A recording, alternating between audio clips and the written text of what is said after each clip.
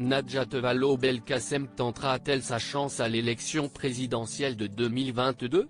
Tandis qu'à droite, l'ancien ministre de Nicolas Sarkozy Xavier Bertrand a déjà officialisé sa candidature et qu'un retour potentiel d'Édouard Philippe n'en finit plus de faire jaser, le Parti socialiste, de son côté, n'a pas encore de candidat défini. À gauche, le nom de Christiane Taubira sort peu à peu du lot, mais d'autres candidats pourraient encore faire parler d'eux.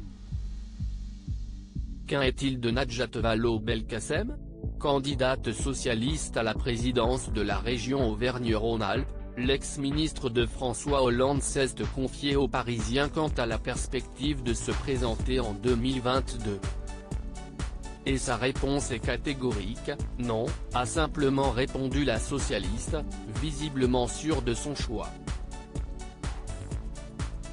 Et pour cause, Najat Vallaud-Belkacem est pour l'instant très occupée par les élections régionales.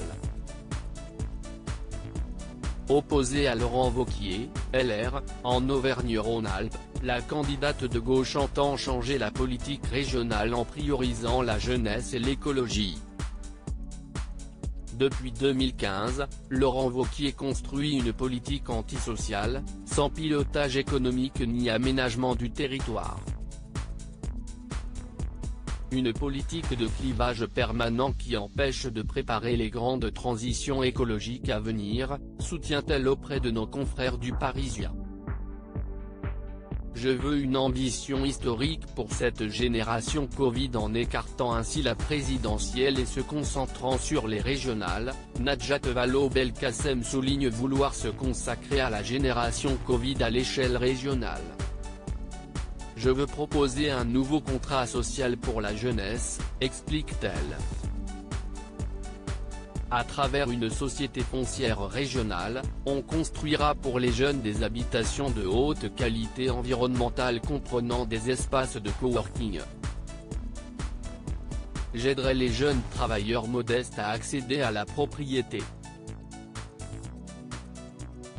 Je veux une ambition historique à la fois de reconstruction et de relance pour cette génération Covid qui est aussi la génération climat, conclut-elle.